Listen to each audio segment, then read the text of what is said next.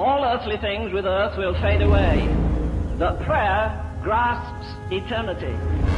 Prayer is not a position on your knees. Prayer is not a position, it's a disposition. Prayer is almost the greatest human privilege that we have.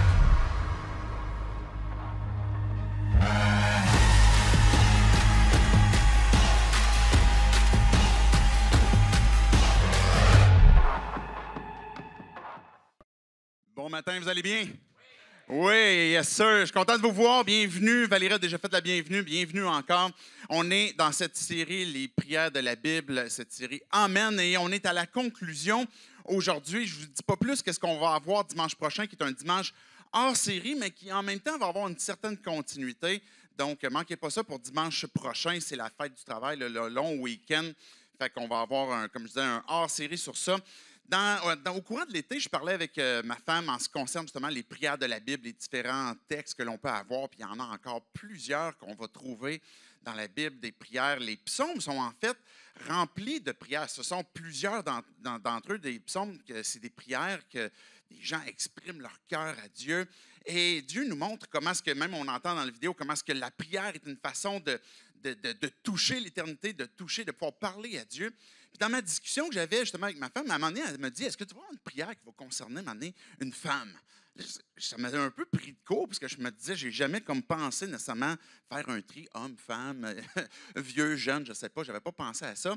Et puis là, en fait, oui, la réponse c'était que oui, j'avais un texte en tête et qu'on voit ce matin qui concerne une femme. Et puis peut-être que vous avez déjà entendu parler de sa prière. Sinon, vous avez peut-être entendu parler de sa prière qui a été répétée par un autre personnage biblique que je vais vous dire tantôt à la fin. Mais ce personnage-là, c'est Anne, qu'on trouve dans l'Ancien Testament. Je vous invite à tourner avec moi dans votre nouvelle Bible 180. Valérie, elle le dit, c'est la même Bible. On ne s'est pas créé comme une traduction. On fait ça à notre façon. C'est vraiment juste comme un cover. OK? Fait que si vous avez votre Bible, sinon l'application, les textes vont être aussi sur l'écran. Et on va voir dans 1 Samuel cette histoire qui concerne la vie d'une jeune femme qui était dans une période extrêmement difficile et qui a prié Dieu pour qu'elle puisse intervenir. Et suite à la réflexion sur ce texte, sur cette prière de Anne, j'ai intitulé le titre pour ce texte-là ce matin, « Prie lorsque tu es stérile ». Et vous allez comprendre dans un instant pourquoi. Donc, je veux qu'on puisse prier, puis après ça, on va regarder ce texte-là ensemble. Dieu, je veux te dire merci pour ta parole, merci parce que c'est toi, Dieu, qui viens nous parler.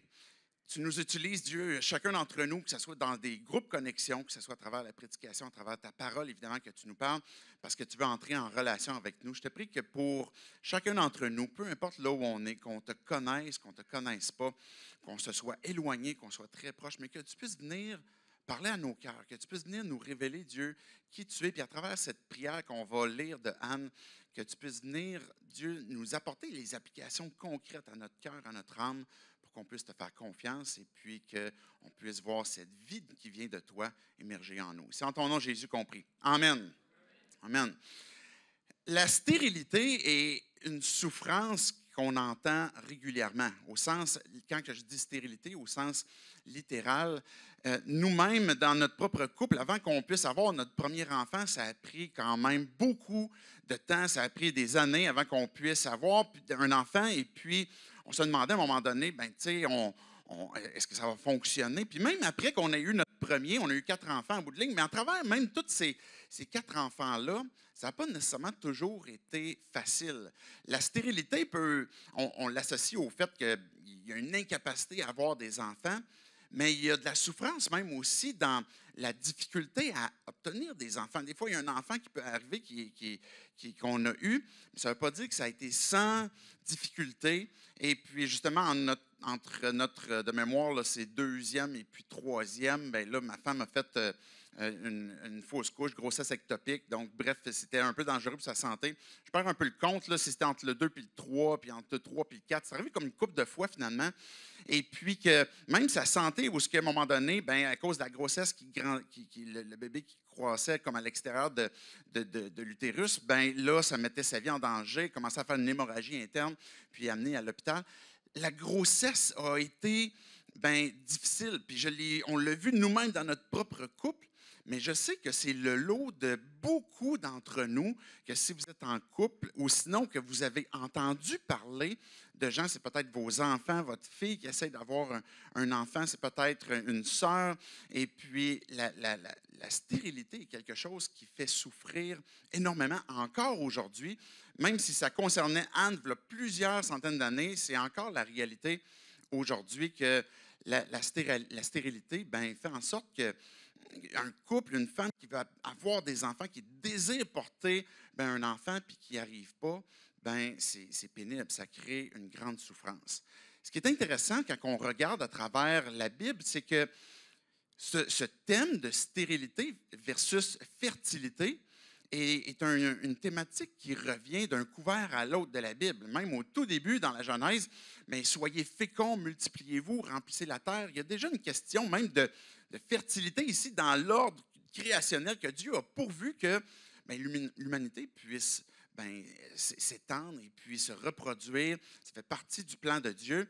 Mais la stérilité ne faisait pas partie du plan de Dieu, mais qui est arrivée et qui a été difficile pour beaucoup de gens. Mais d'un couvert à l'autre, la Bible va parler de stérilité, de fertilité, mais aussi au sens métaphorique, avec un sens qui nous amène à réfléchir plus loin sur le fait de ne pas avoir d'enfants ou d'avoir des enfants, mais le fait on pourrait comparer à la mort ou la vie, le fait d'avoir une sécheresse ou d'avoir une abondance. La stérilité va représenter à travers la Bible un état même de distance par rapport à Dieu. C'est une stérilité. Notre âme est stérile. Elle ne produit pas de fruits tant et aussi longtemps qu'on n'est pas réconcilié avec Dieu, parce qu'on est séparé de Dieu à cause de nos péchés, à cause de notre malédiction qu'on porte. Notre âme stérile ne porte pas de fruits. Versus, par exemple, quand on comprend l'amour que Dieu a eu pour nous, on se repent, puis par la grâce, on saisit ce que Dieu nous donne. Là, Dieu commence à faire pousser du fruit en nous. Il rend notre vie fertile, et puis là, il y a des fruits qui commencent à pousser grâce à son esprit, que son esprit vient nous amener à produire. Jésus lui-même, et puis on l'a cité au travers des différents discours pendant l'été, Jésus il disait, sans moi, vous ne pouvez pas rien faire. Dans un contexte où il parlait d'une vigne, qui est une branche qui est coupée du tronc, ne peut pas porter de fruits. Comparativement à une branche qui a la vie en elle, elle va porter du fruit pour la gloire de Dieu. Donc, la stérilité, oui, représente une distance, ou la fertilité, une proximité avec Dieu. Elle va aussi, la fertilité va être un synonyme de bénédiction, de grâce qui rend la vie féconde, l'âme féconde, comme je disais tantôt, la vie spirituelle intérieure abondante, ou bien que le don de Dieu. Mais tout ça sont des synonymes métaphoriques de fertilité, que notre âme est en train de produire quelque chose de bon et d'agréable. La stérilité va illustrer aussi à travers la Bible, des fois des passages à travers le désert, des moments où, même si tu es croyant, tu vas peut-être avoir l'impression à un moment donné dans ta marche avec Dieu que j'ai l'impression qu'il n'y a rien de nouveau qui se passe. J'ai l'impression que c'est une période de sécheresse. J'ai l'impression qu'il n'y a pas grand-chose qui pousse et puis que ça revient un peu J'ai l'impression de tourner en rond puis que c'est toujours un peu la même chose. Cette stérilité-là peut se produire même dans la vie chrétienne ou même dans une période où on est à la recherche de qui est Dieu puis qu'on ressent justement cette soif de je veux que ma vie puisse produire quelque chose de bon et d'agréable. Fait que même pour notre contexte, et je prends le temps de mettre la table juste avant qu'on lise le texte parce que je veux qu'on puisse aller plus loin que la stérilité de Anne, mais qu'on puisse voir à travers sa prière comment est-ce que il y a plusieurs vérités, des leçons qu'on peut tirer pour nos propres vies, peu importe qu'on soit un homme, une femme, vieux, jeune, peu importe, mais qu'on comprend les applications qui sont pour nos vies, pour cette vie fertile que Dieu veut nous donner. Mais dans notre contexte immédiat, ça peut toucher cette stérilité, un contexte amoureux.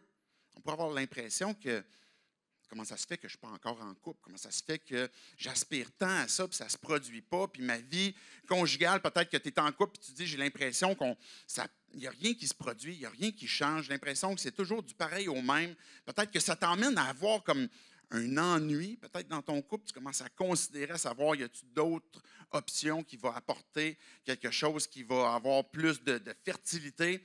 Ça peut concerner la vie de famille aussi, la stérilité ou la fertilité, c'est-à-dire que, oui, la difficulté d'avoir des enfants, mais même l'impression que même quand on en a, que j'arrive pas à être un bon parent, j'arrive pas à faire les bonnes choses, à bien animer, à bien éduquer, à bien orienter mes enfants, puis on peut avoir ce sentiment que je ne suis pas à la hauteur. Ça peut être sur un plan professionnel, où tu as l'impression de plafonner, tu as l'impression qu'il n'y a rien qui bouge, c'est peut-être une entreprise, c'est peut-être un domaine d'études que tu es en train de faire, puis tu as l'impression que ça mène nulle part, puis que c'est stérile. Bien, ça peut être ce sentiment de stagnation ou une impression que tu n'es plus en train d'accomplir quelque chose qui vaut la peine. Ça peut être sur un plan social, un plan spirituel, on en a parlé, sur un plan de créativité. Peut-être que tu aimes créer des choses, tu aimes créer de la musique, des textes, tu aimes créer de la peinture. Et là, tu as l'impression que c'est stérile, il n'y a plus rien qui sort. Ça peut être sur un plan intellectuel. Il y a plusieurs domaines dans nos vies dans lesquels on pourrait ressentir qu'on est peut-être dans une partie de notre vie qui est stérile et que, évidemment, même aussi sur le plan spirituel qu'on veut concerner d'abord et avant tout, que, ben, est-ce que Dieu il est en train de faire pousser son fruit en moi? Est-ce que ma vie est en train de déborder de la vie de Christ et puis que j'ai l'impression de vraiment porter quelque chose de fertile ou je suis dans une période de stérilité? On va regarder une première leçon qu'on va voir dans 1 Samuel au chapitre 1. Je vais lire les versets 4 à 8. Versets 4 à 8 de 1 Samuel 1. Le jour où Elkana offrait son sacrifice, je pense que je vais vous mettre un peu en contexte, OK? On revient en arrière. C'est l'histoire d'un homme. Il s'appelle, devinez comment? Hey, vous êtes bon quand même. Vous connaissez l'histoire? Eh bien, Elkana, c'est un homme qui il y a deux femmes. Okay? On va le dire tout de suite en partant, je vais en parler dans un instant. Il y a deux femmes. Il y avait une femme, Pénina, qui, elle, était fertile. Elle avait eu des fils, des filles. Et puis, c'était une jeune femme prospère au sens familial. Et il y avait une deuxième femme que Elkana avait qui s'appelle Anne. Et Anne est stérile, elle n'a pas d'enfant. Ça, c'est difficile pour elle. Et puis, ça crée un contexte conjugal, un contexte dans son environnement, même de société, qui est difficile pour elle. Et puis, Elkana, c'est un homme qui aime Dieu. C'est un homme qui va au temple pour apporter une fois par année des sacrifices, pour louer Dieu, pour prier, etc. Et puis, il veut prendre soin d'Anne parce qu'il voit qu'elle souffre. Donc, on arrive au verset 4, et puis les versets 4 à 8 que je vais vous lire pour qu'on puisse tirer cette première leçon. Le jour où Elkana offrait son sacrifice, il est descendu au temple, il donnait des portions à sa femme, Pénina, et à tous les fils et à toutes les filles qu'il avait d'elle. Mais à Anne, il donnait une portion double car il l'aimait, même si l'Éternel l'avait rendue stérile. Sa rivale la provoquait pour la pousser à s'irriter de ce que l'Éternel avait rendu stérile. Et toutes les années, il en allait de même. Chaque fois qu'Anne montait à la maison de l'Éternel, Pénina la provoquait de la même manière. Alors elle pleurait et ne mangeait pas. Son mari, Elkana, lui disait, « Anne, pourquoi pleures-tu? Pourquoi est-ce que tu ne manges pas?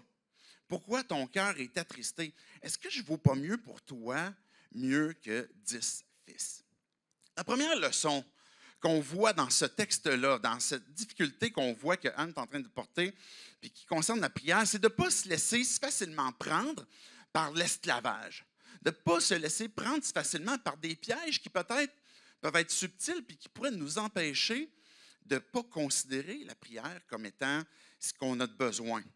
Pourquoi est-ce que Anne est triste? On pourrait dire comme ce qu'on voit dans le texte, elle est stérile, elle n'a pas d'enfant. Mais je pense qu'on peut même remonter un peu en arrière. Et il y a un contexte amoureux qui ne semble pas évident. C'est un contexte de polygame. Je sais que peut-être si vous êtes ici ce matin, vous écoutez, puis là vous dites comme « Ah, moi, là, je sais la Bible, ça parle de polygamie, votre affaire, c'est bizarre.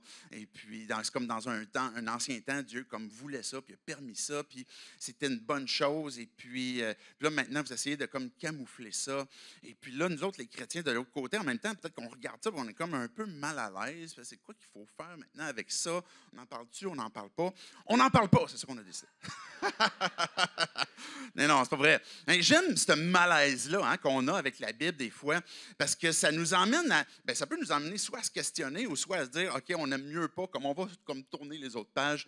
Et puis, j'avoue que j'ai lutté un petit peu avec ce texte-là, parce que je me disais, j'ai pas envie d'expliquer l'histoire de polygamie. Mais dans le fond, ça se résume assez simplement. La polygamie, ce n'est pas le plan de Dieu.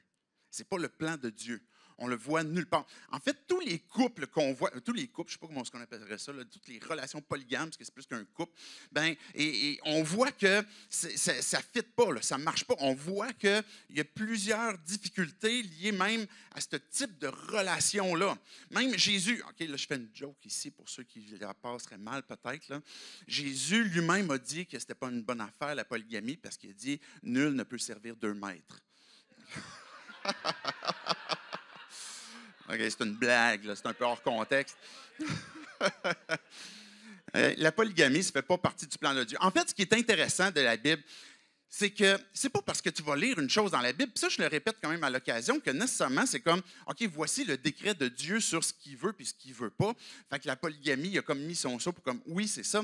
Ce qui est le fun de la Bible, c'est qu'on voit que, oui, il y a des choses qui, dans la Bible, sont prescrites, c'est-à-dire, voici qu'est-ce que je veux pour toi, qu'est-ce que je ne veux pas pour toi. Ça, c'est des prescriptions, des proscriptions. Mais il y a aussi des descriptions qui sont là. Et ce qui est le fun quand on voit ces descriptions-là, c'est qu'on voit des contextes dans la Bible qui ne sont pas idéales, qui sont difficiles. Et ça, pourquoi c'est le fun? C'est parce que nous autres aussi, on en vit. Dans notre contexte, il y en a plein de situations, de circonstances qui ne sont pas idéales. Et comment est-ce qu'on traverse, comment est-ce qu'on vit à travers ça? Et le fait qu'on voit dans la Bible qu'il y a des contextes qui ne sont pas idéaux, bien, comment est-ce que Dieu a agi, comment est-ce qu'il a intervenu, bien, nous aide aussi à voir que nous autres aussi, on pourrait être dans une situation qui est très difficile et puis qu'on ne sait pas trop comment est-ce qu'on va s'en sortir, mais qu'on peut savoir que Dieu est présent, que Dieu est là, que Dieu veut intervenir dans nos vies et que même si on est dans un contexte qui n'est pas idéal, Dieu ne s'est pas éloigné pour dire « débrouille-toi pour régler toutes tes affaires, pour revenir d'un contexte idéal, puis après ça, peut-être qu'on se parlera. » C'est pas ça. Dieu a ce désir d'intervenir dans nos vies et de nous rendre fertiles, de nous donner sa vie en nous pour qu'on puisse porter du fruit. Et Anne est dans un contexte qui la fait souffrir. Elle va souffrir d'un contexte polygame, qui est un contexte amoureux qui n'est pas idéal. Et puis, elle va souffrir aussi, évidemment, de sa stérilité. On voit même un peu plus loin, là, on a lu que, comment est-ce qu'elle était provoquée, puis comment est-ce que ça l'amenait quand elle allait au temple là, en voyage familial, comment ça y s'ostinait dans le char, puis que là, en arrivant là-bas, comme elle avait plus faim, elle ne voulait pas manger, pas boire, elle était découragée, c'était de même à chaque fois. Et puis là, elle est rendue au temple, puis là, elle est encore dans ce même état-là. Puis on voit, je fais juste un saut un peu plus loin, on va voir tantôt ce texte-là, mais dans le verset 10, ça va dire, elle avait de l'amertume dans l'âme, elle pria l'Éternel et pleura abondamment. Ce qu'on voit dans ce verset-là, c'est que son âme est profondément troublée. Elle a mal, une douleur de l'âme qui, des fois, fait beaucoup plus mal qu'une souffrance physique et qui est difficile à communiquer, qui est difficile à montrer que dans une souffrance, elle est dans une grande angoisse, littéralement. Elle pleure littéralement dans sa douleur de l'âme, comme je disais, elle pleure amèrement. Anne est dans une grande souffrance. Et la réalité qu'on voit, c'est qu'elle n'est pas dans un contexte amoureux idéal, et puis elle n'est pas non plus dans un contexte culturel idéal. Pourquoi est-ce que je dis ça? À l'époque, culturellement, une femme fertile qui apporte beaucoup d'enfants est vue au sein même de la société comme une femme qui est en train de contribuer. Excusez, c'est moi qui est en train de sonner ça. C'est que, dans le fond, une femme qui est en train d'avoir beaucoup d'enfants est en train de contribuer à la société. Pourquoi? parce que tu es en train de donner de l'ouvrage, tu es en train de donner, tu es en train de contribuer à une vie économique, une vie politique, une vie militaire. Si tu donnes comme 10 garçons, c'est pas pire quand même, tu envoies comme 10 gars de plus à l'armée quand on a des conflits, ben, tu es en train de contribuer.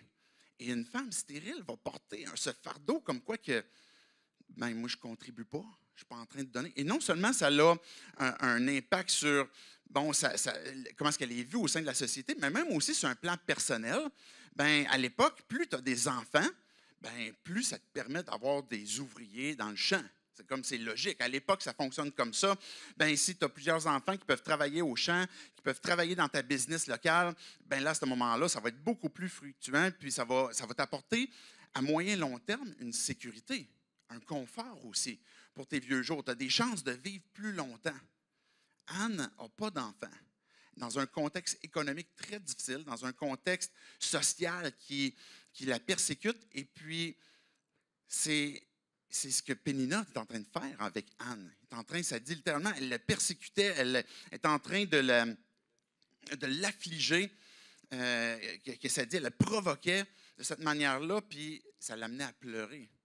Elle est en train de lui dire, ben toi, tu fais quoi? Tu contribues comment? Tu vas vivre comment plus tard? Et puis, tu n'as pas ce qu'il faut. Tu n'as pas ce que tu as besoin pour vraiment comme être accepté, et puis tu ne réussis pas bien. Elkana, qui lui aussi n'est pas d'un contexte amoureux idéal, il essaye de racheter un peu puis de compenser d'une certaine façon parce qu'il aime Anne. Et puis les termes sont un peu particuliers parce que ça donne un peu l'impression qu'il aime Anne, mais Pénina, elle a eu des enfants. Tu sais. Mais il va aimer Anne, fait qu'il va lui donner comme une double portion. Et puis il va dire, Elkana, il va dire au verset 8, ben Anne, pourquoi est-ce que tu pleures? Pourquoi est-ce que tu ne manges pas? Il est triste. Son mal de l'âme est en train de l'affliger dans une grande souffrance. Et puis, il va la consoler, ou tenter de la consoler en lui disant, pourquoi ton cœur est attristé? Est-ce que moi, je ne vaux pas mieux que 10 fils? Tu m'as, moi, une chance qu'on ça. Ce qui est intéressant quand on regarde ce qui est en train d'être dit à Anne, c'est qu'il y a 2 discours qui lui sont dits. Un qui, tu n'as pas ce qu'il faut. Et l'autre, tu devrais être heureuse parce que tu as ce que je te donne. Et dans les 2 cas, il y a quelque chose qui ne vient pas combler, qui ne vient pas satisfaire. Et c'est ça, ce piège dans lequel on peut facilement tomber, qu'on pourrait répondre à une hostilité ou à une pression sociale dans laquelle nous aussi on peut être, cette pression qui est placée sur vous les femmes, sur vous les hommes aussi d'une façon différente, mais qui est placée d'une façon, et puis là je ne parle pas de gauche ou de droite, de mentalité ou peu importe, parce que dans tous les cas, que ce soit une mentalité qui est à gauche ou qui est à droite, bien dans les 2 cas, il va y avoir des excès où mais tu n'as pas ce qu'il faut. Tu ne performes pas assez au travail, tu ne donnes pas assez ce que tu as pour ton mari, ou tu n'es pas assez belle, tu n'es pas assez ouverte, tu n'as pas assez d'argent pour être émancipée.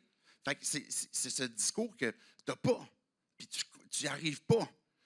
Et puis qui nous rappelle qu'on n'est pas comblé, puis qu'on est insatisfait, ou bien d'un discours de « ben tu m'as moi, puis moi je suis là pour toi ». Et puis, je ne suis pas en train de dire que d'être là pour quelqu'un et d'avoir quelqu'un à nos côtés, ça ne compte pas. Mais est-ce que réellement, ton âme est soulagée de par la présence d'une autre personne? Est-ce que notre âme va réellement avoir une soif étanchée avec une autre personne qui, elle aussi, a des besoins? Puis qu'elle aussi, elle a de ces moments de stérilité, puis qu'à un moment donné, ça se peut qu'on arrive tous les deux dans un moment où on traverse des déserts, mais c'est qui va nous donner cette fertilité-là? C'est qui va nous faire pousser du fruit? Et le fait de s'accrocher à une relation, OK, mais là, c'est ça qui va me sauver. Mais jusqu'à temps que la prochaine relation va tomber. Puis là, si c'est mon travail ou c'est la façon que je suis apprécié dans mon travail, mais là, moi, j'ai ça, puis je vais m'accrocher à ça. Mais jusqu'à temps que peut-être je fasse une erreur, ou je n'ai pas bien réussi, ou je n'ai pas bien performé, ou bien que je commence à plafonner. Et dans les 2 cas, on se retrouve face à une réalité que, bien, on est encore stérile, puis on a encore besoin que Dieu intervienne dans nos vies. Puis ça nous amène à la 2e leçon. prends les choses en main. Regardez le verset 9, qu'est-ce que ça dit de Anne. Anne se leva, après que l'on eut mangé et bu à Silo. Le prêtre Élie était assis sur son siège près de la porte du temple de l'Éternel. Point. J'arrête là pour l'instant. Les tout premiers mots qui sont dits sont... Il faut comprendre dans le narratif, dans cette histoire qui nous est racontée, que dans ce style hébreu, quand il nous est raconté un style narratif comme ça, qu'il n'y a pas des mots qui sont là comme pour juste mettre ça beau, mais qu'il y a réellement une intention. Et ce qu'on comprend quand Anne, ça dit qu'elle se leva pour y aller, c'est qu'elle a mis son pied à terre. Puis quand on comprend qu'elle se leva, c'est qu'il y avait une résolution dans sa pensée. Il y avait quelque chose qu'elle s'est dit, là, je prends les choses en main. Ce n'est pas Pénina qui va me rappeler continuellement que je n'ai pas ce qu'il faut. Puis mon mari que j'aime bien, mais ce n'est pas sur lui que dépend mon bonheur. Mais la réalité, c'est que j'ai un besoin qui est beaucoup plus grand que ce que l'humain peut me donner, me rappeler que je n'ai pas. Puis elle se lève et prend les choses en main. Ça veut dire quoi prendre les choses en main? Parce qu'on fait tout ça à un moment donné, quelque part. On va prendre les choses en main. Bien, évidemment, il y a plusieurs moyens qu'on va prendre les choses en main. Où on va, par exemple, soit qu'on va tomber dans une forme de bien, je veux que les choses changent, et puis je vais m'assurer de transformer des circonstances, de comme m'assurer que la réponse des gens va être différente, ma façon d'agir, et puis là, on prend les choses en main, puis on essaye de transformer des affaires. Ou bien, peut-être qu'on prend les choses en main, puis on se retire. En place de s'impliquer, mais là, on se dit, OK, là, je me retire, puis je laisse ça aller, puis je vais regarder. Puis peut-être qu'on pourrait tomber dans un cynisme ou dans une forme de découragement. Mais on prend les choses en main en se disant, bien, je vais le faire payer. Ou je vais m'assurer qu'à un moment donné, on va réaliser que ça ne marche pas. Il y a plein de moyens qu'on peut prendre les choses en main. Et encore là, je ne suis pas en train de dire qu'il y a peut-être des solutions, des choses que Dieu t'appelle à mettre en pratique et qui vont t'aider pour cheminer dans ce que Dieu veut pour toi. Mais c'est de quelle façon qu'on peut prendre les choses en main et qu'il va réellement y avoir un changement qui va s'opérer. Que réellement, il va y avoir un changement qui va se faire dans nos vies, dans notre âme, dans nos cœurs.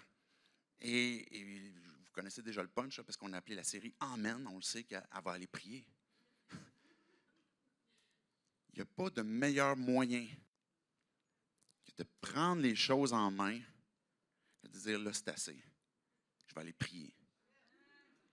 Il n'y a rien de plus sérieux, il n'y a rien de plus convaincant que de dire, je vais aller en parler à Dieu.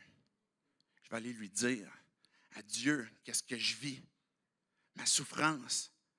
Qu'à la place de tomber dans un piège de je vais juste saisir pour m'abreuver puis me satisfaire de ce qui m'est offert ou m'indigner de ce qui m'est rappelé de ce que je n'ai pas, mais là, c'est assez, puis je vais aller parler à Dieu. Et c'est ça que Dieu veut nous encourager. C'est à ça que je veux nous encourager. Puis moi, le premier, que en toutes circonstances, le premier pas le plus intelligent qu'on peut faire, c'est d'aller à Dieu puis de dire, je prends les choses en main, puis je vais parler à Dieu pour lui apporter entre ses mains, pour que lui puisse intervenir. Et regardez la suite de l'histoire au verset 10. On va lire les versets 10 à 17 pour voir cette troisième leçon qui est prie. Prie lorsque tu es stérile. L'amertume dans l'âme, elle pria à l'Éternel et pleura abondamment. Elle fit le vœu suivant. Éternel, maître de l'univers, si tu consens à regarder la détresse de ta servante, si tu te souviens de moi, si tu n'oublies pas de ta servante et lui donnes un fils, je le consacrerai à l'Éternel pour toute la durée de sa vie et le rasoir ne passera pas sur sa tête. Comme elle restait longtemps en prière devant l'Éternel, Élie observa sa bouche. Anne parlait dans son cœur et ne faisait que remuer les lèvres. On n'entendait pas sa voix. Élie pensa qu'elle était ivre et lui dit, « Et jusqu'à quand est-ce que tu seras ivre? Va cuver ton vin. » Anne lui répondit, « C'est pas cela, mon Seigneur. Je ne suis pas une femme à l'esprit, je suis une femme à l'esprit abattu et je n'ai pas bu ni vin ni boisson enivrante, mais j'épanchais mon cœur devant l'Éternel.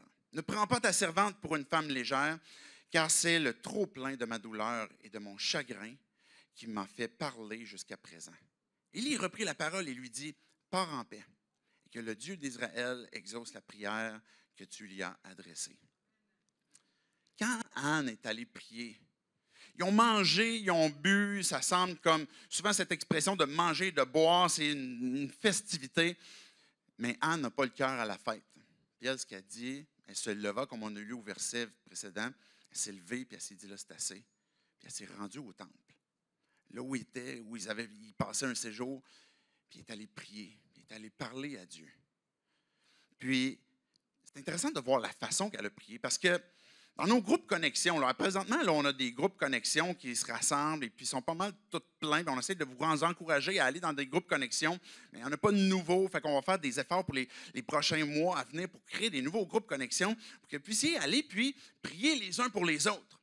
Mais vous savez que s'il y avait une Anne qui était rentrée dans un de nos groupes connexion puis qui a fait le type de prière qu'on vient de lire, on aurait peut-être ouvert un œil pour comme, hey, qu'est-ce qui se passe avec Anne cette semaine? Comment ça se fait qu'elle semble comme autant intense et est en train, puis elle va dire, elle le dit à Élie, je suis en train d'épancher mon cœur devant Dieu. Elle est en train de vider son cœur, ses pensées, puis de dire, Dieu, il faut que tu fasses quelque chose. Sa tristesse, son angoisse, sa souffrance, elle est en train de tout dire à Dieu. C'est quoi que Dieu ne peut pas écouter? C'est quoi que Dieu ne veut pas accueillir? C'est quoi que Dieu, que tu vas lui dire, puis qu'il va comme, hey, je ne savais pas ça. Je ne m'attendais pas à ça. Il le sait. Puis il veut que tu lui parles. Et Anne est venue, elle a épanché son cœur, elle a pleuré abondamment devant Dieu, dans sa prière. Et puis à un point tel que Élie passe par là. Élie, c'est comme le grand prophète, hein? C'est comme le super-héros là, de l'Ancien Testament, celui qui fait descendre le feu du ciel. Puis lui, même lui, il n'a pas vu que Anne est en train de prier et saoule. Il pense qu'elle a trop bu. Puis là, elle sort du temple, puis comme va cuver ton vin, puis tu reviendras après, ce n'est pas la place pour ça. Et Élie est en train de penser que Anne est même dans ce type d'état qu'on pourrait penser qu'elle est ivre, mais en fait, elle est dans la tristesse. Puis c'est ça qu'elle va dire à Élie, je suis en train de parler à Dieu. Je suis en train de lui dire ce que j'ai sur mon cœur, ma souffrance, la pression que j'ai, que socialement, je n'arrive pas, de la façon qu'on me regarde. Puis même pour ma sécurité, pour mon confort futur, pour ma relation avec mon conjoint, je suis dans une situation qui est plus que pas idéale, ça ne va pas bien. Puis Dieu, il faut que tu interviennes dans ma vie, parce que j'ai l'impression que ce n'est que le désert, que la stérilité, puis que je tourne en rond, puis je ne sais pas à quoi sert ma vie présentement. Puis elle va parler d'une façon à Dieu qui est transparente. Et c'est de cette façon-là que Dieu veut qu'on lui parle, puis qu'on puisse lui dire, j'ai besoin de ton secours, j'ai besoin de ton aide, j'ai besoin que tu interviennes dans mon couple, j'ai besoin que tu interviennes pour moi dans ma relation avec mes enfants, dans ma façon dans mes relations au travail, pour mon entreprise, peu importe, mais Dieu veut qu'on vienne à lui. Anne va faire un vœu devant Dieu. Dieu, je vais te le consacrer. Ce qu'elle est en train de dire, Anne, c'est ma vie, je la sacrifie. Je te demande un fils, puis ce fils-là, je vais le consacrer pour toi. Ce fils-là va être appelé Samuel, qui porte le nom des deux livres qu'on va lire, bien, pas qu'on va lire ce matin, mais que vous pourriez lire, de 1 Samuel et de 2 Samuel, qui montrent l'histoire particulièrement du premier roi qui va arriver, du premier après Saül, là, mais qui était David, le roi David. Mais Samuel a été celui qui a été un homme extrêmement important dans l'histoire d'Israël. Et c'est cet enfant-là que Dieu va donner à Anne. Puis Anne va dire, ben Dieu, si tu me donnes un enfant, je vais le sacrifier, au sens figuré, vous me suivez, je vais le consacrer pour toi, pour qu'il puisse te servir et puis qu'il puisse contribuer. Les enfants de Pénina, ce n'est pas que Dieu les a moins aimés, mais on n'entend pas parler. Pourtant, Samuel, qui a été le seul fils de Anne, ben, c'est cette réponse que Dieu a donnée à Anne pour lui montrer sa bonté, sa fidélité, puis qu'il est le Dieu qui donne, qui rend fertile, qui donne la vie.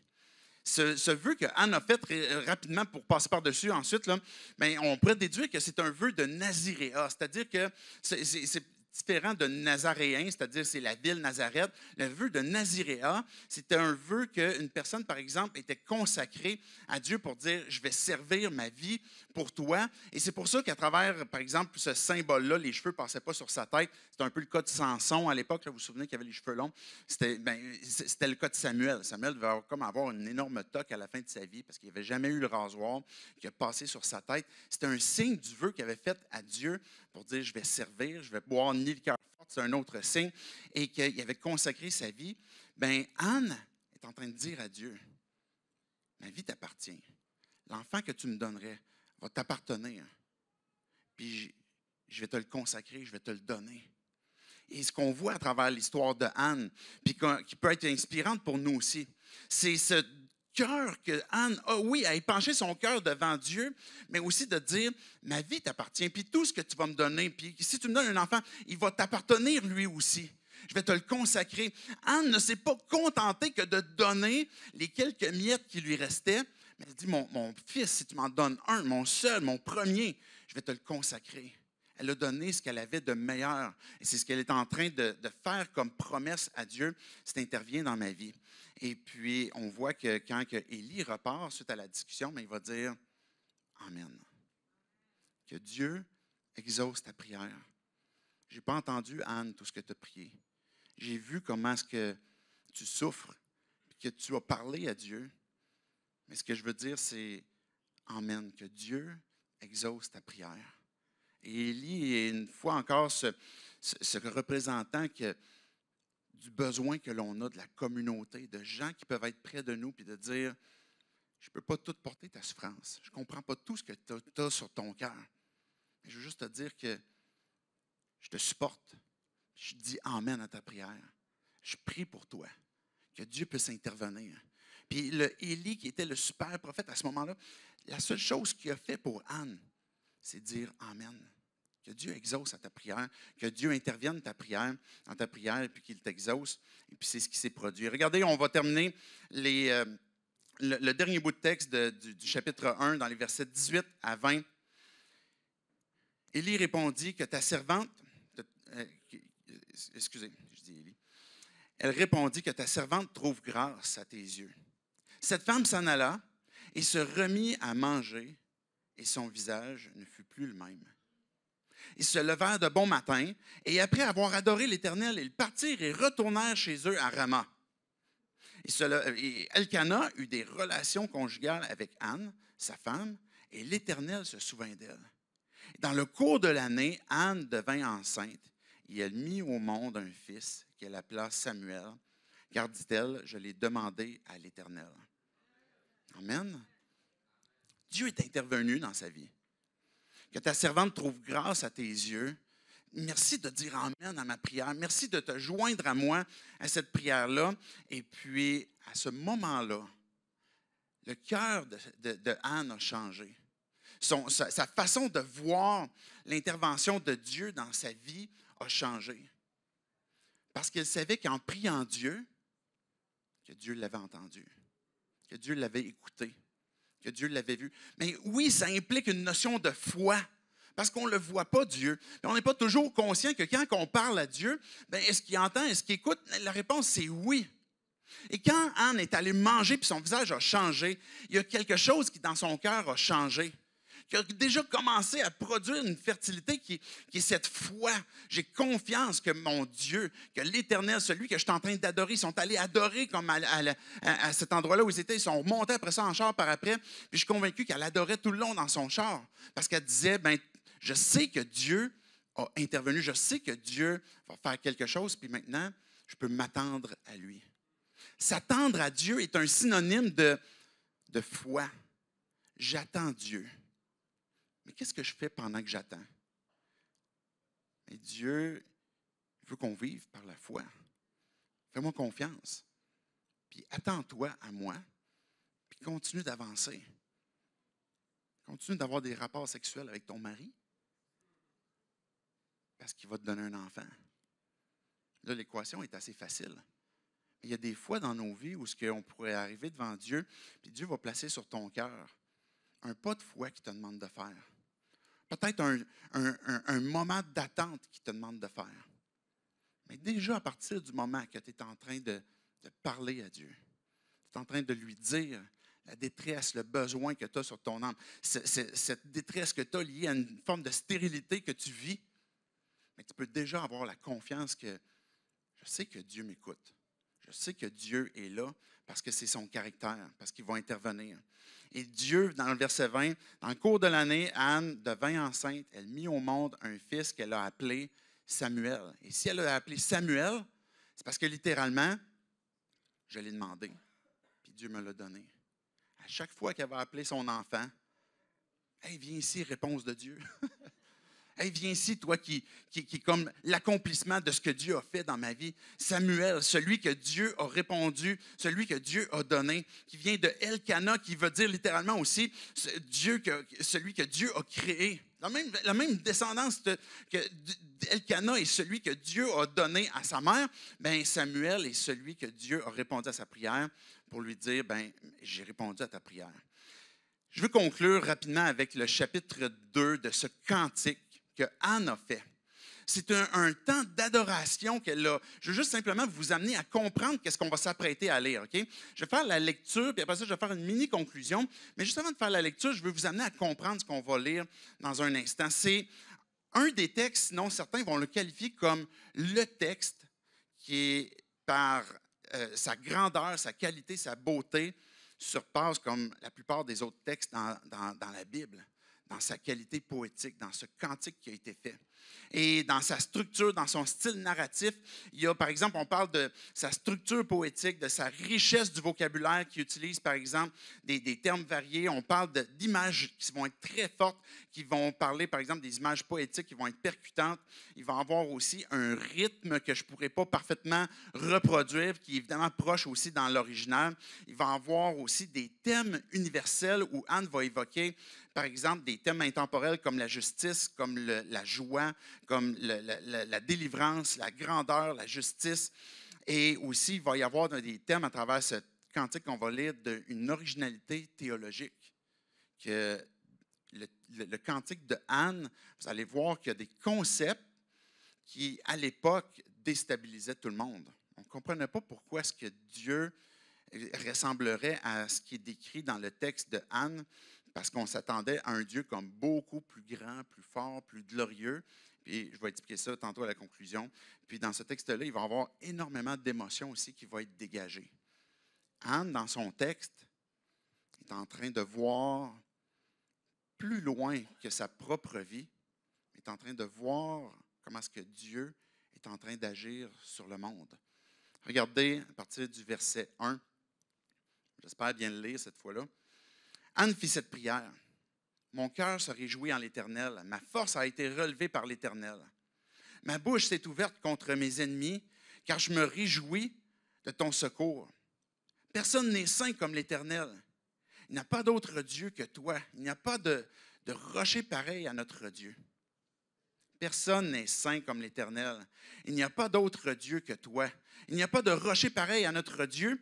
Ne prononcez plus de paroles hautaines, que l'arrogance ne sorte plus de votre bouche, car l'Éternel est un Dieu qui sait tout et qui pèse la valeur de toutes les actions. L'arc des puissants est brisé et les faibles ont la force pour ceinture. Ceux qui étaient rassasiés se louent pour du pain. Et ceux qui étaient affamés se reposent. Même la stérile accouche 7 fois. Et celle qui avait beaucoup d'enfants devient flétrie. L'Éternel fait mourir et il fait vivre. Il fait descendre au séjour des morts et il fait remonter. L'Éternel appauvrit et il enrichit. Il abaisse et il élève. De la poussière, il retire du pauvre. Du fumier, il relève le faible pour les faire asseoir avec les grands. Et il leur donne en possession un trône de gloire. Oui, c'est à l'Éternel qu'appartiennent les fondements de la terre, et c'est sur eux qu'il a établi le monde. Il gardera les pas de ses bien-aimés, tandis que les méchants seront réduits au silence dans les ténèbres.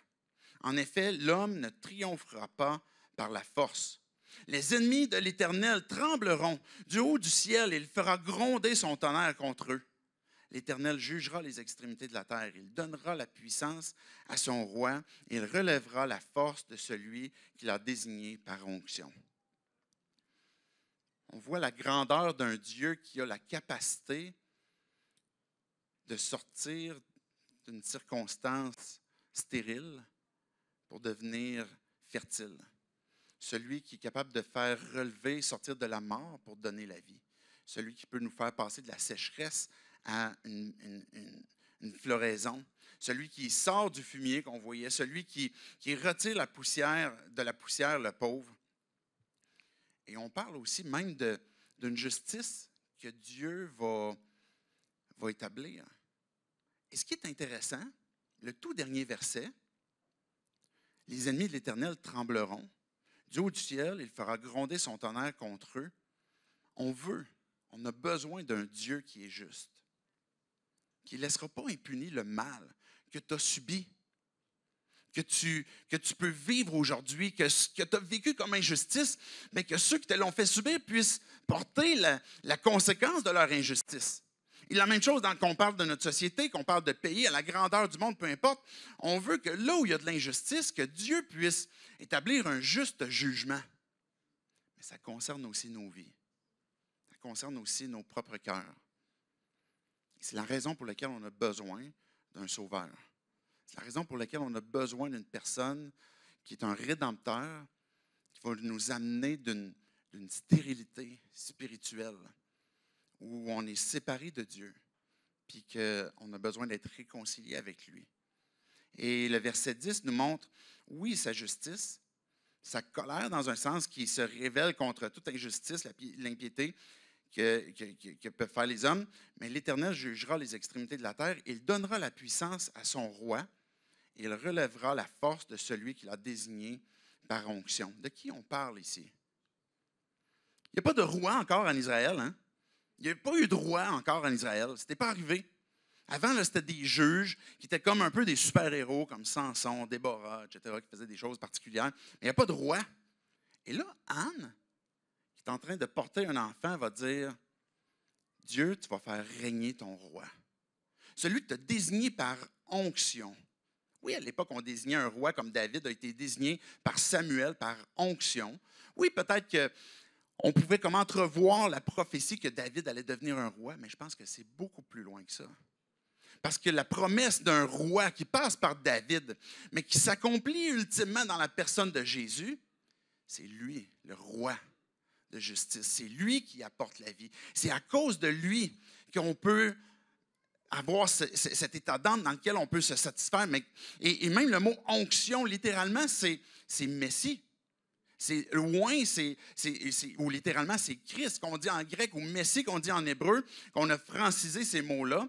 Mais Jésus est celui qui a été désigné, celui qui a été choisi, que Dieu, le Père, a donné, que Jésus a choisi de donner sa vie, son Fils, qui a voulu donner son Fils pour qu'on puisse avoir la vie. Et c'est lui qui avait désigné par onction. C'est lui le roi qui accomplit ça. Et savez-vous, c'est qui l'autre personnage qui a repris le cantique de Anne? C'est Marie. Au moment où elle a porté Jésus, vous allez voir Élisabeth, le cantique de Marie, puis vous pourriez aller le voir dans Luc 1, et vous allez voir plusieurs parallèles qui sont dans le cantique de Anne. Et la raison pour laquelle Marie, qui est en train de porter ce que l'ange lui avait annoncé, le sauveur du monde, celui qui va venir porter le péché pour l'humanité, elle va reprendre le cantique de Anne. Et déjà, Anne, par son cantique, est en train d'annoncer celui qui vient et qui fait qu'on peut avoir une vraie espérance. Un vrai espoir de voir des vies qui sont transformées, de voir nos vies qui vont pouvoir refleurir. Quand tu es stérile, prie, va à Dieu. C'est lui qui peut accomplir ces changements-là. Et la raison pour laquelle Jésus est venu, j'invite les musiciens à s'avancer. Jésus est venu en s'identifiant à la faiblesse. Puis dans le cantique de Anne, de Marie, ben c'est ça qu'on voit que il vient pour le pauvre. C'était ces concepts qui étaient un peu troublants pour les gens à l'époque. Mais ça se fait que Dieu ne viendrait pas comme un puissant, comme un roi glorieux, etc., puis que Jésus est venu comme portant la faiblesse, porter l'humilité, allant jusqu'à la croix, lui qui n'avait pas péché, que toute sa vie, il a vécu comme un sans-abri. Littéralement, Jésus il disait, le Fils de l'homme n'a pas d'endroit pour reposer sa tête. Les animaux en ont plus que ce que moi j'en ai un. Et Jésus a vécu toute sa vie et pourtant celui qui était le plus riche que la terre n'a jamais porté, mais a vécu en s'identifiant à nos faiblesses. Pour que quand on est dans cette période où nos cœurs souffrent, notre âme est dans l'angoisse, que notre âme peut-être souffre le fait que je suis séparé de Dieu ou je me suis éloigné de lui, mais que je sache qu'il a porté ma faiblesse, il a porté cette stérilité, il a porté la mort pour nous donner sa vie, pour que par son esprit, on puisse avoir cette fertilité. Je vais vous inviter à vous lever avec moi. J'aimerais qu'on puisse prier. On va avoir un temps qu'on va pouvoir répondre à Dieu aussi par les cantiques. C'est une occasion de pouvoir dire à Dieu notre amour qu'on a pour lui. Peut-être un temps aussi où ce que vous pouvez comme lui parler. Vous pouvez prendre un temps pendant que les chants se font. Si vous voulez parler à Dieu, s'il y a quelque chose qui est sur votre cœur, que vous avez besoin de lui dire, c'est un bon moment aussi de le faire. Dieu, je te loue parce que tu nous parles à travers ce texte-là. Tu nous parles à travers cette prière de Anne. À travers sa façon qu'elle s'est approchée de toi, on est capable de voir, Dieu, comment est-ce que tu veux nous accueillir. Comment est-ce que Jésus t'est venu pour porter notre faiblesse, porter nos péchés, porter nos manques, nos injustices, qu'on puisse être réconciliés avec toi. Pour que peu importe le domaine dans nos vies, Dieu, qui a l'impression d'être stérile, qu'on tourne en rond, que ce fruit ne se fait plus, mais qu'on peut placer nos yeux sur toi, qu'on peut élever nos voix, que ce soit avec joie ou que ce soit avec tristesse, avec angoisse, que ce soit avec des acclamations, mais que Dieu, on puisse t'exprimer, puis avoir cette foi comme quoi que tu nous entends, que tu as vu notre besoin.